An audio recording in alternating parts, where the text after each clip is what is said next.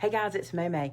Do you remember this bag? We made this bag in my last video and the overwhelming response was make it bigger. You guys wanted to see it wider, but not taller from what I could tell, which I agree. I think the height is really good. I too would like it taller. For what I made this bag for, it's just to carry some little cosmetic pieces around for me. It's perfect, but you guys want to see it longer. You also wanted to know if it could be waterproof, and I have a plan for that, but it's not in this video. In this video, we're going to make it wider, and then I'll show you my plan for making it water resistant. I'm not going to say waterproof, but water resistant, so you could wipe it out. Okay, so here's the plan. Like I said, I love the height of that bag. I just wanted it wider. So these pieces in this particular one I just showed you, in the green one, I did them 10 inches long. So we're going to change this pattern and make it 15 inches from the start. All the other sizes stay the same, but don't worry, I'll give you a new pattern for this one and we'll put it in the description. Anybody else have this habit of cutting without paying attention to the selvage? Well, that's me, but I'm like, that's going to be hidden, so I'm not going to stress about it. All right, so first things first, what we need to do, we're going to start just like on our other bag. We need to attach our bottom to our back and our front. Remember, the front is the small piece, so we're going to sew this together right here with a 1/4 inch seam on both of these sides. So here I've sewn it together with that 1/4 inch seam, and I want to show you this dark fabric. If I had ironed this forward, if I'd ironed the seam this way, the darkness of this would show through the light in our finished product. So instead, I'm ironing this light color fabric to the dark because there's no way that seam will show through the dark. So whenever you hear somebody say, iron your seams to the dark side, that's what they mean. All right, now what do we need to do? Pick out a lining. All right, I'm gonna line this one with this blue floral. So that's gonna be my inside, and I need to cut a piece of Soft and Stable about an inch, maybe about a 1/2 inch or an inch bigger than this piece, and then sandwich these guys together. So let me get all of that done. Now I'm just gonna pin this together in a few places just to hold it in place because it will shift a little bit. Not bad though, because Soft and Stable has that kind of felt feeling. It kind of has a grippiness. I forget what it's called. They have a name for it. It has kind of a pile on it and it holds the fabric together. So that's going to be fine. And I'm going to go quilt this. So I really enjoyed the straight line quilting I did on the last one. I thought it looked good on the bag. So I'm going to do that same thing again, just a straight line. And we'll talk about that when I get to the sewing machine. I did put my walking foot on. So we'll be doing this with the walking foot. If you saw my last video making these, I'm doing this part exactly the same, so you can skip forward if you don't want to watch all this.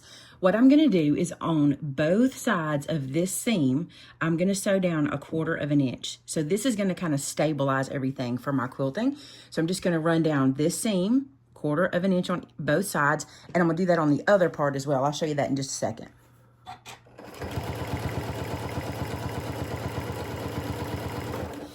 By the way, so many of you prefer that I use my walking foot.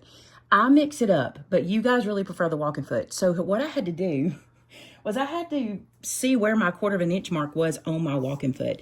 Now they make these little like rulers and guides and things you can use to do this with, but here's what I did. I took my measuring tape and I put that 1 inch in the middle and I looked where a 1/4 inch was on both sides, and I got pretty lucky because my walking foot has a plastic insert and a metal outside, and where they meet is a 1/4 inch. So on either side of this, if I line my seam up in that spot, I'm in good shape. So I just wanted to know that for the future.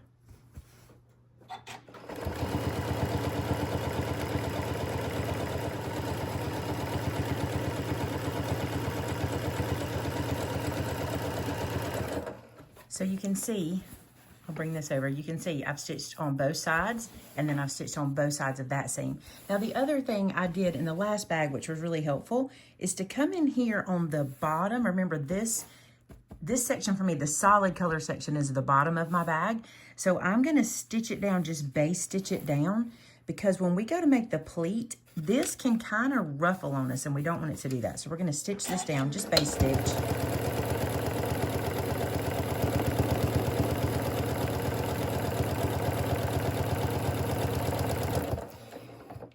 Let me say this when I say base stitch. I did not change my stitch length to be a basting stitch. I'm using the same stitch length, which is 3 is what I'm using.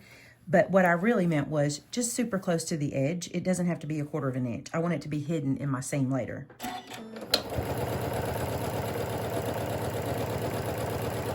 Okay, now the fun part. I'm going to do the straight line stitching. I'm going to use the edge of my walking foot along the edge of my last stitch line, and I'm just going to do that all the way down, straight lines all the way down.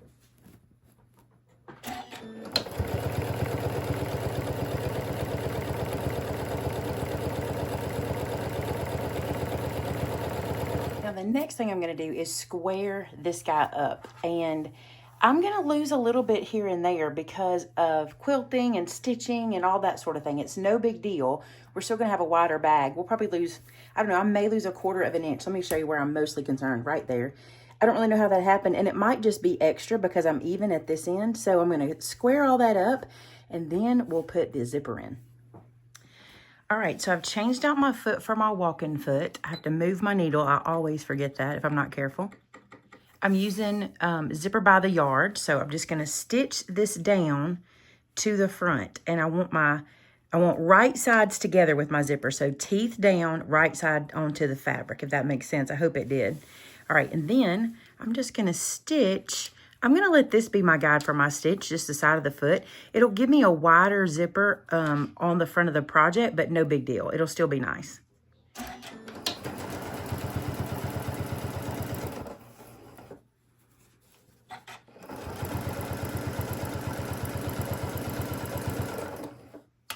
Okay, the next thing I want to do is I want to flip this down like so. And I want you to see what I'm doing here. I'm turning all of that under. See that? And I'm going to stitch that down. That does a couple things. It keeps our zipper nice and flat, and it also adds some stability in here, and I really like that. So let me go back to the front here. I'm just going to use my zipper foot here again. I'm not going to change my foot out for this. And I'm just going to sew about 1/8 of an inch. Basically, my zipper and my zipper foot will line up with each other. And I'm going to have to go slow because I want to make sure I get that zipper turned under because it's bulky. So you want to make sure you get it under there.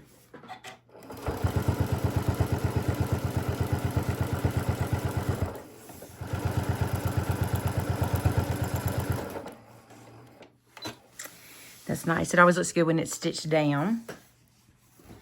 And you can see on the back side we've got it stitched down as well. And that's very nice to keep it nice and flat.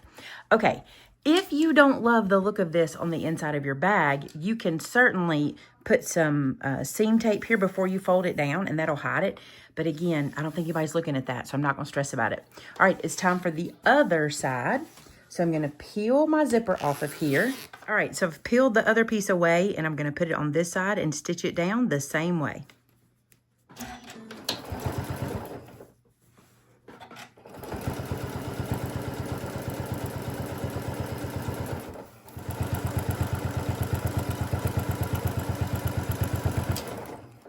All right, it's time to put our zipper pull on. And I'm just going to tell you, this is always my nemesis. And I see people do this and make it so easy, but it is never so easy for me.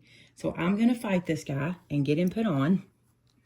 I have watched every video. I've watched Annie's video how to do this. I have a tool. I bought that zipper gypsy. Like nothing seems to work for me except just fiddling. So that's what I'm going to do. I'm going to fiddle, and once I get it on, we'll get right back together.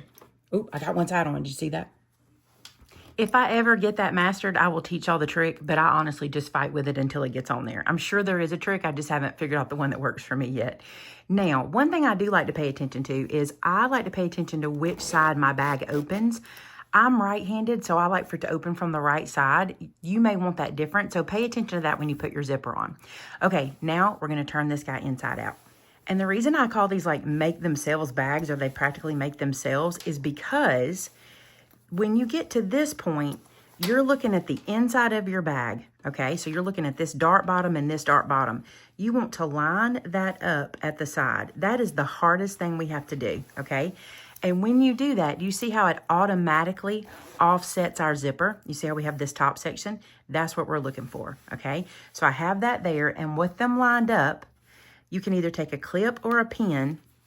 Let me get that in there and pin that so it stays, because we've got that lined up. Let's turn it around and let's line up this bottom here.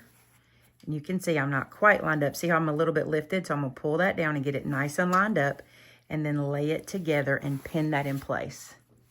That's what I love about this. I'm not having to make a separate panel or anything up here. This zipper just kind of does its own thing. Now, the other thing we have to do is pleat this bottom. Now, I did my stay stitching, and then when I lost 1/4 inch, I lost my stay stitching, but I think it's going to be fine. It doesn't seem to be too bulky.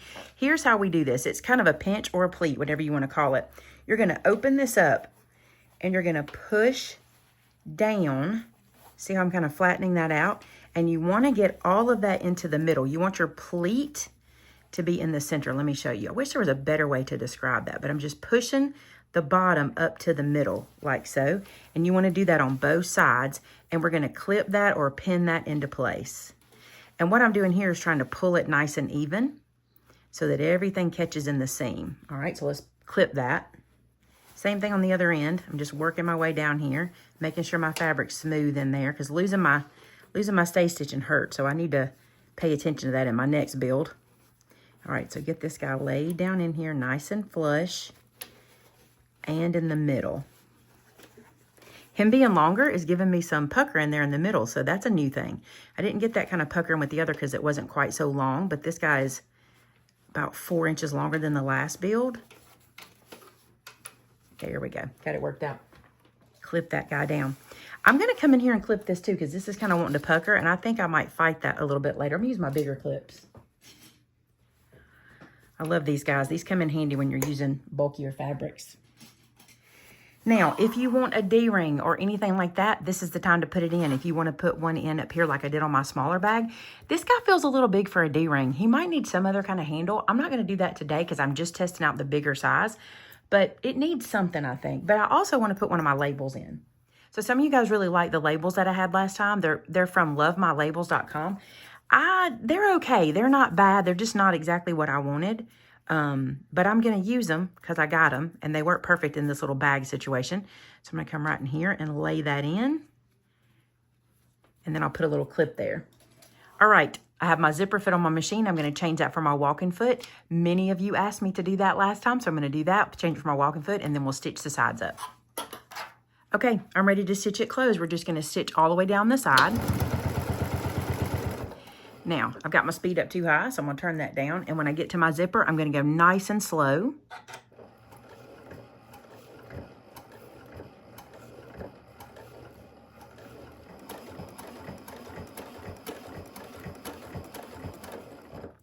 Now down here, I'm going to back stitch.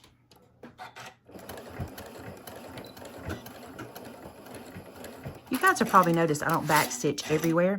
I try to think ahead, and if the seam is going to be hidden again or sewn over again or tucked in somewhere, I don't typically back stitch. I just let the last stitch be the time I do that. That may be wrong. It's just how I've always done it. All right, so other side, same thing. Back stitch here because this is the bottom of the bag. Now, before I do anything else, I'm going to go over to my cutting table. And because I'm going to be overlocking this stitch, you know that's how I like to close this one up. Although, I want to say this because there were questions.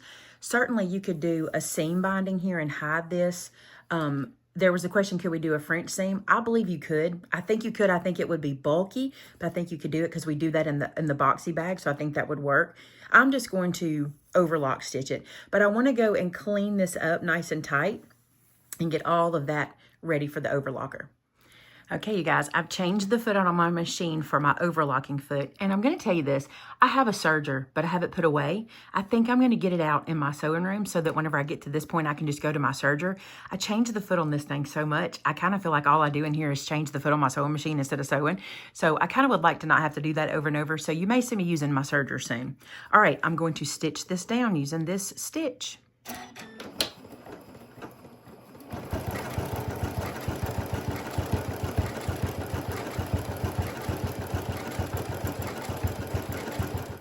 So there's the overlock stitch. I think it looks nice and clean. Let's take this to the ironing board and turn it right side out so you can see it and we can do our final ironing step. Okay, we're at the ironing board. Let's turn it right side out. I'm going to reach into the bottom corners and pull those out.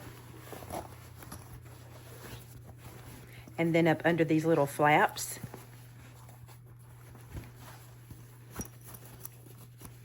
This is always the fun part. To me, this is where I find out if all my hard work is paid off, right here. So let's get those little corners tucked around. turn that around, and then we're gonna push these bottoms out. Oh, I think I like this size, you guys. I think you're gonna like it too. All right, you guys, so I turned it right side out, and I've had a couple of decisions that I'm making here, okay? Number one, you remember on this one, I went and I did this top stitching at the top and kind of secured it. I like that for this size bag, but I'm kind of thinking I'm not gonna do that here. I may, but I'm gonna try without it. So I've pushed the edges out, and I wanna do, I've already started and my camera wasn't filming, so I'm gonna show you here. With my edges all pushed out, I wanna do that little steam at the bottom to give it a good foot to stand on. So pressing that down and steaming it. And I think this makes a huge difference in all of the bags. Go ahead and steam your areas. Now I've got to reach in here. I might even press that like that. Kind of do it like that at the bottom for this press. And give that a good steam. My Soft and Stable was very wrinkled, and I didn't steam it before I started, and I should have. So that's what was giving me that weird buckle down here when I was sewing. All right, so let's stand this up now.